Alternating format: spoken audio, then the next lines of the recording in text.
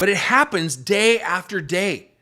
And people who are hurting and gullible and vulnerable turn to this and trust people. Why? Because they use a couple Bible verses. Tilton sends out an avalanche of things he asks viewers to send back to him. Miracle prayer claws he promises to touch and place upon an altar. See, people have lost their life savings and even their lives hoping and waiting for these supposed people of God to pray for them and for their illnesses to be cured. And sadly, it never came.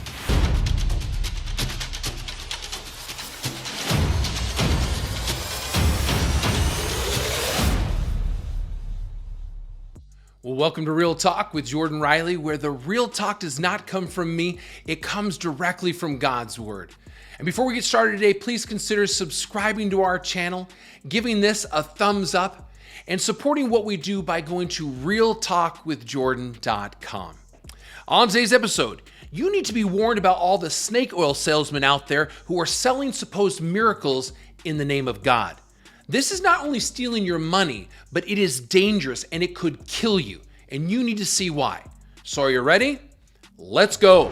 Magic potions and miracle cures are the stuff of fiction and fairy tales. But also we found in an ABC News investigation the claim from the leaders of a thriving online church who offer a cure for desperate people for virtually every disease, including autism, breast cancer, and HIV.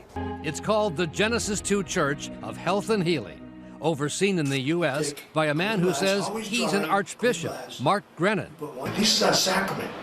Claiming that what's in this glass is a miracle cure for the most serious of diseases. To find out what's in the miracle cure, we ordered a shipment, $150 for these small bottles, and took them to our respected testing laboratory. Nothing miraculous about it, essentially a kind of chlorine. MMS is an industrial chemical. It's an industrial bleach. In fact, look what happened when we poured some of it undiluted onto a pair of jeans. The denim turned white through both pant legs. Even at the prescribed much smaller dose, experts say it's still a danger for anyone to drink. The fact that anybody would suggest that you should give this to somebody is ridiculous. This is scary, dangerous stuff. But to the outrage of medical professionals, the church, using slick online videos, is aggressively pushing the miracle cure, shipping millions of bottles to people all over the world. So that was a family of 4 in Florida who created an online church that was bogus, by the way, and swindled people out of millions of dollars. Not to mention, they put their health at risk. And all for water with a little bit of bleach mixed in. Did you hear what I just said? They made millions of dollars claiming that they could cure COVID and PMS and headaches and all these different things. And again, people fell for it. This should make you angry as these people prey on gullible people who are hurting and claim it's God. We need to expose this garbage and shine a light on these clowns and help warn other people from falling for this nonsense. But please hear me say this, that these people do not care about you. They don't care about your relationship with the Lord. They don't care about you getting healed. Not at all. They want your money. They want to manipulate you. 1 Timothy chapter 6, verse 10 says that the love of money is the root of all kinds of evil. And the people you just saw and the ones I'm going to show you are pure evil, and money is their god. Next is one of the kingpins of religious scammers, and that is Robert Tilton. And what you're going to see is absolutely evil, and sadly, very common. Watch this. I'm just getting into a prophetic vein. Someone with a digestive tract problems, quickly call. We've seen midgets grow. We've seen arms and legs that stop growing because of growth cells that stop. I don't make this stuff up. Tilton takes in so much money he makes other TV ministers look like amateurs. And I want you to make a $1,000 vow of faith. Oh, I know you probably don't have $1,000, but vow it. Try to find out how much money Tilton makes, and you discover the ministry is shrouded in secrecy. But Primetime obtains some of Tilton's financial documents. These are daily deposits, and based on these, Tilton's followers send his ministry conservatively $80 million a year, tax-free. Tilton sends out an avalanche of things he asks viewers to send back to him. Miracle prayer claws he promises to touch and place upon an altar. Cords he says he'll place on a wall of deliverance. Arrows he'll use to take aim at a sufferer's needs. A tracing, place your hand there and he'll put his hand there too. There's holy water from the River Jordan, miracle anointing oil. The letters accompanying the items are written by ghostwriters to pressure followers to write back and make donations too. Does it work? People send them in by the truckloads. But the mail doesn't go to Tilton. It's forwarded unopened to Tilton's bank in Tulsa. So the bank opens the followers' mail, not to share the agony, but to get the money. The bank opens the letters that come back in. And takes your money and puts it in your account. All we get is the paper document and how much the person gave. And those items that people have prayed over and sent in, believing Robert Tilton would touch them and pray over them too. Well, if some made it to Tilton, there are thousands that didn't. We found them in the garbage, at the bank and the Marketing Research Center.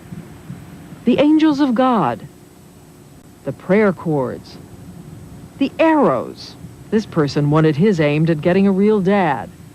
The tracing where Tilton said he'd place his hand, ripped up by letter processors. We found heartbreaking appeals from followers, and letters like this one. It came with personal photographs for Pastor Bob, and a prayerful message. It also came with a $7,000 pledge. The money probably made it to Tilton. The prayers went in the trash. I don't know about you, but I am speechless after watching this. But it happens day after day. And people who are hurting and gullible and vulnerable turn to this and trust people. Why? Because they use a couple Bible verses. They say they're going to pray for you. They offer hope, but they leave you with nothing. The Bible says that if you are sick, you are to call upon the elders of the church, that they can lay hands on you and pray for you. James chapter 5, verses 13 through 16. It does not say to send your hard-earned money or your life savings to goofy televangelists and follow the instructions they give you. Because trust me, there are gimmicks everywhere. Rod Parsley, who's a false teacher out in, I think, Ohio.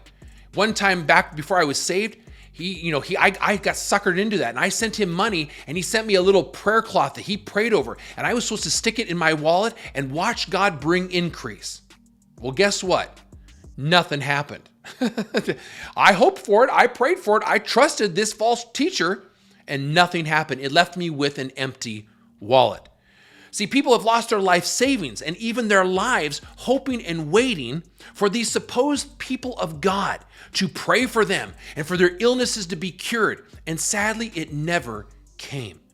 So I want to show you what's next. And this is what is sweeping across Africa and third world countries like wildfire. It's so sad because so many people are falling for it. And if it wasn't for the video I'm about to show you, I'm telling you, you might fall for it as well. Watch this. Do you have anybody here with a short hand? One hand is shorter. I broke my hand when I was younger. So? One is longer than the other. Let's see. Let's see. Put the leg straight. Put the leg straight. Together. She said that one of her hands is longer than the other. But is this true? Here, we can see that her hands are the same. She forgot to do the cheap hand trick. Hands like this.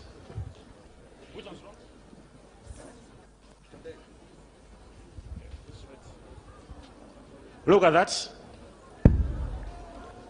In the name of Jesus, I command you to grow. Watch. Grow. Grow. Grow. Grow. Grow. Grow. Grow. Grow. Grow.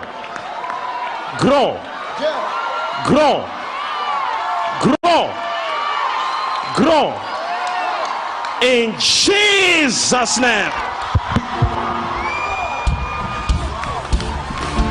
What are you waiting for, somebody? When you watch that, doesn't it remind you of something?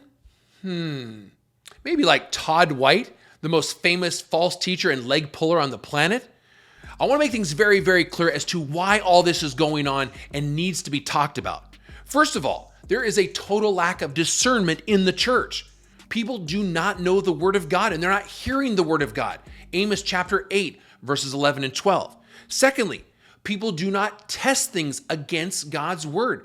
1 John 4, verse 1, to see if it is true or false. And thirdly, because these clowns are making millions of dollars, pulling the wool over people's eyes. So if they're making millions doing this little flim-flam and this little scam, why would they stop? They're not. Well, used to fly airlines. Right. But even back there then, man, it got to the place where it was agitating his spirit, Sure. people coming up to him. He had become famous and they wanting him to pray for him and all that. You can't manage that today. Right. This dope-filled world. Right. And get in a long tube with a bunch of demons. Right. That's exactly the And truth. it's deadly. We caught up with Reverend Copeland in Branson, Missouri. You said that you don't like to fly commercial because you don't want to get into a tube with a bunch of demons. Do you really believe that human beings are demons? No, I do not. And don't you ever say I did. If I flew commercial, I'd have to stop 65% of what I'm doing. The mess that the airlines are in today, I would have to stop. I'm being very conservative. At least 75 to 80, more like 90% of what we're doing. Are you seeing this? I hope so. You bought it.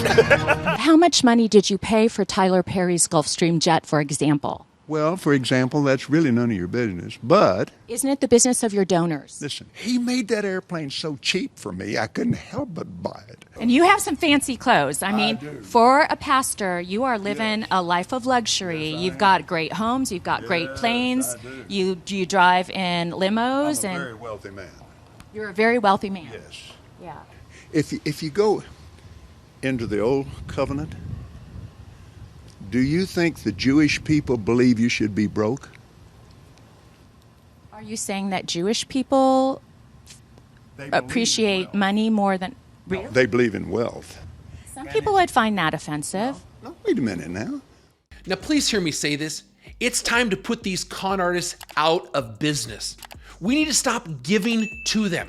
Stop funding their operation. Stop watching them or showing them or sharing them on social media. Stop it.